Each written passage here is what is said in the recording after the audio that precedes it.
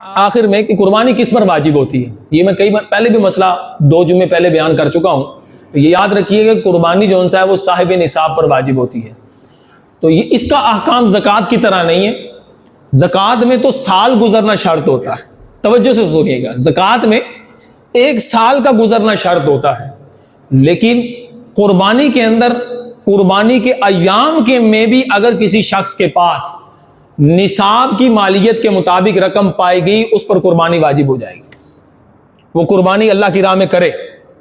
اب اس کا نصاب کیا ہے؟ 7.5 تولے سونا.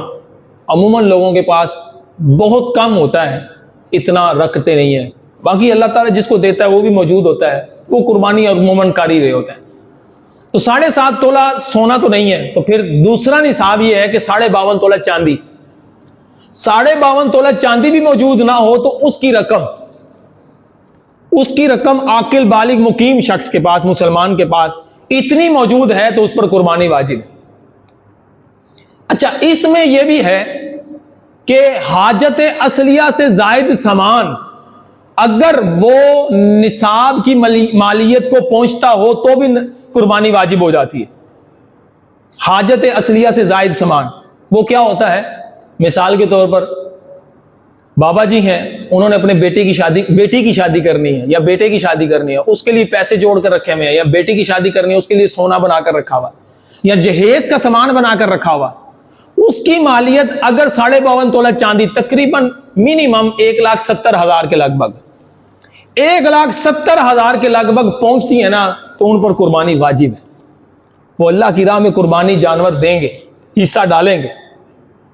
ایک شخص کے پاس عموماً ایک مکان ہے جہاں وہ رہ رہا ہوتا ہے، لیکن کئیوں نے اپنے بچوں کے لیے پلاٹ لیے ہوتے ہیں، لے کر رکھے ہوئے ہوتے ہیں کہ یہ بڑے ہوں گے بچوں کو ہم دے دیں گے ان کی رہائش کے لیے.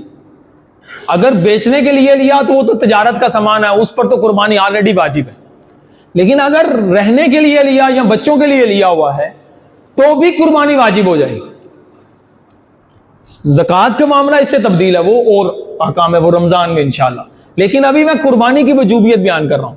ہاں، اگر ایک شخص کے پاس مثال کے طور پر 5 مرلے میں گزارا ہو رہا ہے، لیکن اس کا گھر 10 مرلے کا ہے، زیادہ جگہ اس کے پاس ایکسٹرا چھوٹی ہوئی ہے، استعمال میں نہیں ہے، یا استعمال میں بھی کتنی آتی ہے کہ کبھی کبھی وہ جناب وہاں پر ضرورت پڑے تو مہمان آ کر بیٹھ جاتے ہیں، ایکسٹرا جگہ ہے، اس کی اگر مالیت 52.5 تولہ چاندی کو پہنچتی ہے تو اس پر قربانی واجب. تو اسی طرح ہم غور کریں، اللہ نے اگر ہم پر قربانی واجب کی ہے تو ہم قربانی کریں، رب کی راہ میں جانور قربان کریں، ڈرے نہیں.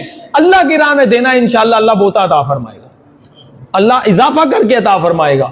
تو یہ نہیں ہم نے دیکھنا کہ جناب مجھ پر واجب ہو رہی ہے. نہیں، عورتوں پہ بھی، خواتین پر بھی قربانی واجب ہوتی ہے. ان کے پاس بھی کچھ بیلنس ہوتا ہے، کچھ اپنا یوں کہہ سکتے ہیں کہ سونا 1 تولہ پڑا ہوا ہے، چاندی کی انگوٹھی پڑی ہوئی ہے، اس کو اگر مکس کر کے رقم دیکھیں تو 52.5 تولہ چاندی کے پہنچتی ہو، مطلب 1,70,000 تک جاتی ہو، تو قربانی عورت پر علیحدہ واجب ہوگی. یہ بھی ہمارے معاشرے میں بڑا غلط ایک رواج پڑ گیا ہے. والد صاحب کے ذمہ قربانی ہوتی ہے، بچے سارے پیسے لا کر والد صاحب کو دے رہے ہوتے ہیں. اب بچوں کے پاس علیحدہ سے بینک بیلنس ہوتا ہے، یا اپنا ان کی جمع پونجی علیحدہ سے ہوتی ہے، شادی شدہ بھی ہیں، تو وہ ایک ہی بکرے پر اکتفا کر رہے ہوتے ہیں، پورے گھر کی طرف سے ایک بکرا قربان کر رہے ہیں. جناب یہ قربانی ادا ہو رہی ہے، جبکہ گھر کے کئی افراد ایسے ہوتے ہیں جن پر قربانی واجب ہوئی ہوتی ہے، تو ان کو علیحدہ قربانی کرنی. اللہ نے اگر توفیق دی ہے، رب نے مال دیا ہے، تو ہمیں کیا کرنا ہے؟ اللہ کی راہ میں جانور کی قربانی پیش کرنی ہے، اور خوش دلی سے پیش کرنی ہے.